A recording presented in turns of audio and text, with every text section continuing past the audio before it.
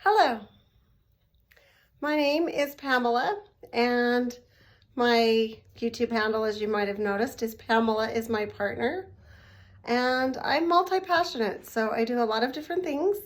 I am in payment processing / merchant services. I'm also with a lifestyle membership company I'm super excited about that gives wholesale pricing on travel.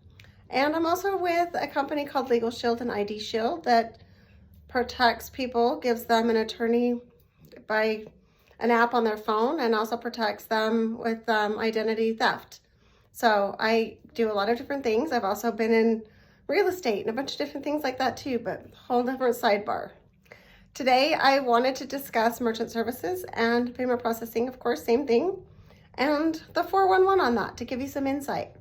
I thought it would be helpful to give you some insight on how to best pick your payment processor and what questions and things that they would need to know and things that you would need to know in order to decipher who might be your best fit. So the 411 would start with, there's 3 different components I think that are the most important to consider, and that is the technology that you choose. Do you need a POS system?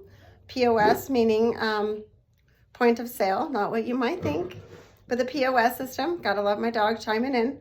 Or do you what kind of service is your provider offering?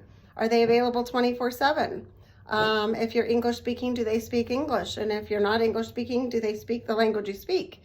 And obviously how available they are, how responsive they are, how helpful.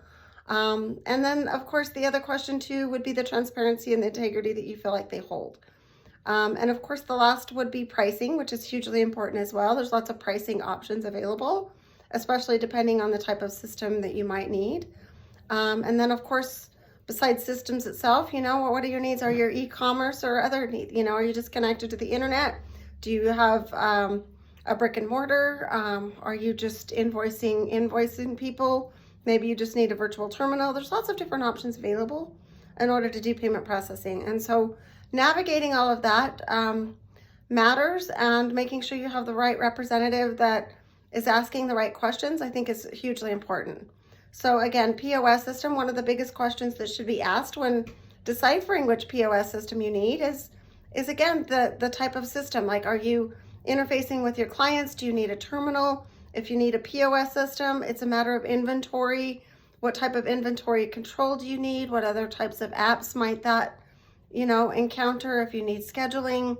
And again, when you're doing inventory, the other question with inventory is, how big is your inventory?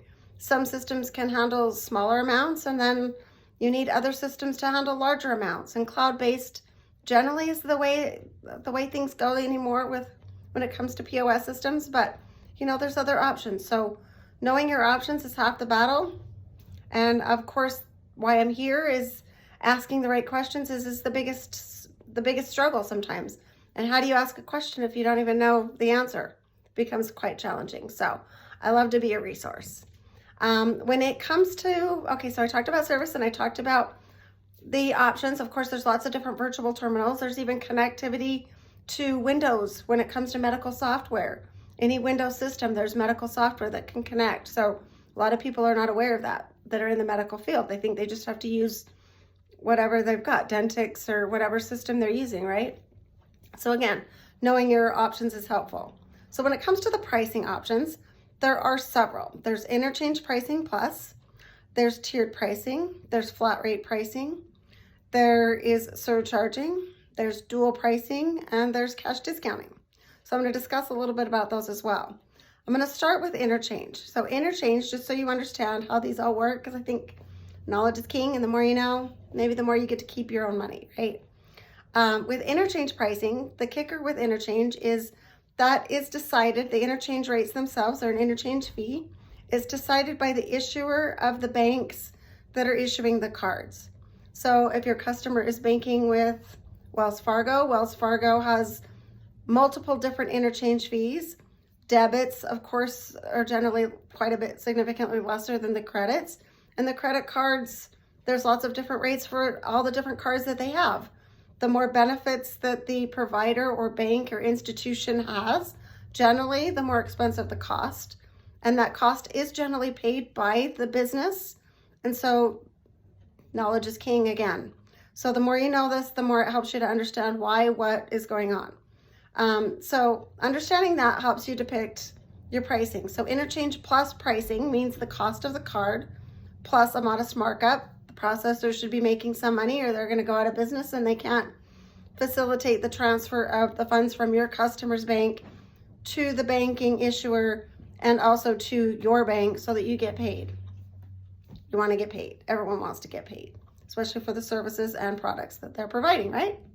So that's what I love to do, is help with that. I was an office manager previous, and I would get processors calling me consistently and asking me, oh, well, I can beat your rate. And I would hang up on them because they didn't even know my rate when they had said that. So I understand that a lot of you businesses are inundated with payment processors. And yet if you go on the internet and you try to find some information about batch fees or whatever else, there's just not a lot of consistency when it comes to the industry, sadly. And if you look up a batch fee, you can find a processor that charges a batch fee that says that's normal. But you shouldn't be getting charged a batch fee. And there's lots of erroneous fees a lot of times on these merchant statements. So I highly suggest looking at your merchant statement or having someone that you trust.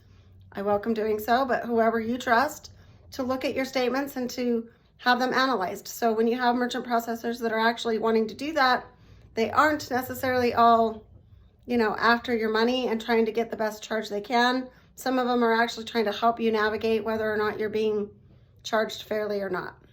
So after interchange pricing plus, which again is the cost of the card plus the modest markup, there's flat rate pricing, and that would be Square, PayPal, and Stripe. Now, those industries or those businesses are called merchant aggregators, and they serve their purpose. I'm not here to cut anyone because, again, it's not a one-size-fits-all. So the thing to understand with them, though, is there's flat rate fees. So you are generally paying more for a debit, of course, than you would need to.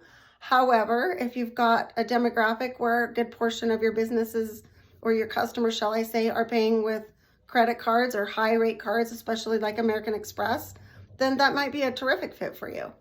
Also, if you're just starting out, there's no credit check to get an account through these companies. The disadvantage, of course, however, is you're not getting a merchant account. So basically with these companies, you're sharing a merchant account with everyone else that's with Square, everyone else that's with Stripe, everyone that's with PayPal. The disadvantage of sharing a merchant account with them is liability concerns.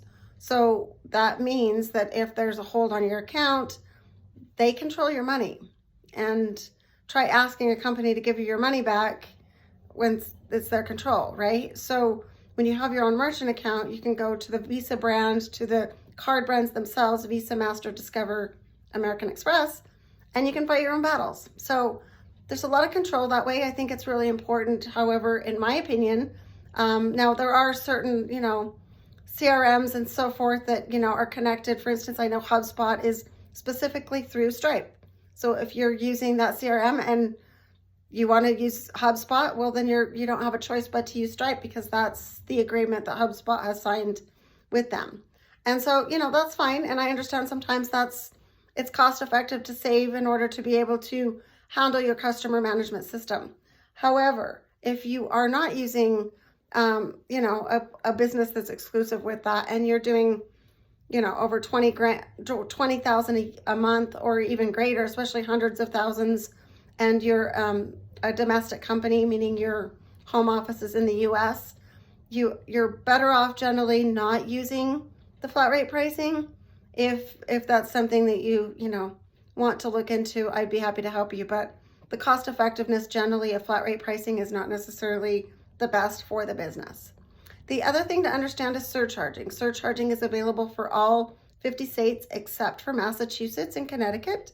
So in the other 48 states, you can push in surcharging. You can push the credit card fee to the customer, and you're giving them the option to saying, if you don't want to pay the fee, then you can use a debit card. And then the business then pays the debit fee. It's generally at about 1.5% or less. But the thing to understand with that is you're saving quite a boatload when it comes to that or interchange. I've heard 25 to 35% net profit if you switch from interchange to surcharging. So definitely something for a business owner to consider. However, if you're the business owner that says, I don't like when they're pushing fees to the customer, and I won't go to a business like that, then, you know, your business is your baby and it should fit what works for you, right? So again, you know, one size doesn't fit all. And that's okay. There's nothing wrong with that. However, there's a lot of people that are like, I'm fine paying that fee because I want to keep my business and, you know, my community small business in business. And I recognize the costs are so high. Credit card fees are generally the 5th largest expense for most businesses. So it is something that a lot of, you know, smaller businesses struggle with. And from the time COVID hit and since then, the percentages of businesses surcharging has actually grown exponentially. I want to say it was like 17% before COVID. And a year ago, I heard it was over 50% of businesses that are surcharging or dual pricing or cash discounting. So there's definitely an uptick in regards to businesses saying, I don't want to pay the fee. My customers cannot pay it. Either that or I'm raising my prices. What's the difference? At least then you're offering some customers the option to pay with a debit or pay cash and then not pay the fee, right? And not have a higher price for their product. So, you know, I understand all sides, and that's part of why it's all just a personal choice. Your business is your baby. It should fit your, you know, your culture. So the other thing to understand is tiered pricing. Tiered pricing is like 3 different tiers of flat rate fees. So that one to me is the least transparent. And the reason I say that is because one card can be in one category and then that card in the next month is in a different category. And so you don't really ever know what you're getting, and you don't know what card fits in what category. Generally, the whole statistic with that is that the debit cards and so forth would be the lower rate, which is the top, you know, the lowest tier. Then there's like a mid tier, and then there's the highest tier, which is like card not present, or your highest bonus cards that get the most benefits. They're usually more expensive. That's why American Express sometimes can be heard of as being synonymously for being overcharged. It's because they're also synonymously known as giving lots of bonuses for their card holders. And the more benefits of the card, again, the higher interchange fee, therefore the higher the cost to deal with the processing itself of that card. Okay, now then let's see, the next card to talk about is dual pricing and cash discounting. So these are very similar. The difference really is just whether the system is tracking the cash or the card price separately. With dual pricing, the technology is actually showing both.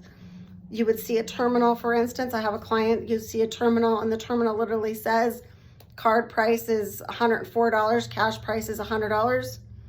The consumer gets to pick which one they want. With cash discounting, there's a discount to pay cash. So literally, like I said, it's kind of the same, but it's not, because of how it's set up. The other thing to understand is, you know, you get to choose all of this. And so the fact is like, if you're looking at your merchant statements and you're checking out, you know, all of the different options, you look online, obviously some of this stuff is available. But again, doing your due diligence is really important, and making sure that whatever pricing model it is, it fits you and your business. You know, and it's also to card ratio has a factor to deciding all of these things. You know, if you're a business that's getting 70% debit cards, you're probably not going to want to surcharge because that's not as necessarily cost efficient for you. If you're a business that gets a lot of credit card volume and it's an optional purchase, for instance, auto companies, they are a lot better off doing surcharging, and it's also, to me, a lot more fair. Because a person generally drops off the car, they see the signage on the door, because there's signage, you're regulated to actually, with surcharging, one people often don't know is you can't just put up a sign and say, I'm going to charge 3%. You're supposed to be registered with the card brand so that the card brand knows you're surcharging. You have to do it across the board. You can't willy-nilly charge it to some and not others. It's a matter of being fair, which I think it's good that the industry does have that standard, but people don't necessarily know that, right? People are just doing their best. But, you know, I go into businesses sometimes and it says, well, if you're charging over $1,000, then you're going to pay a fee. And it's like, that's not legally surcharging.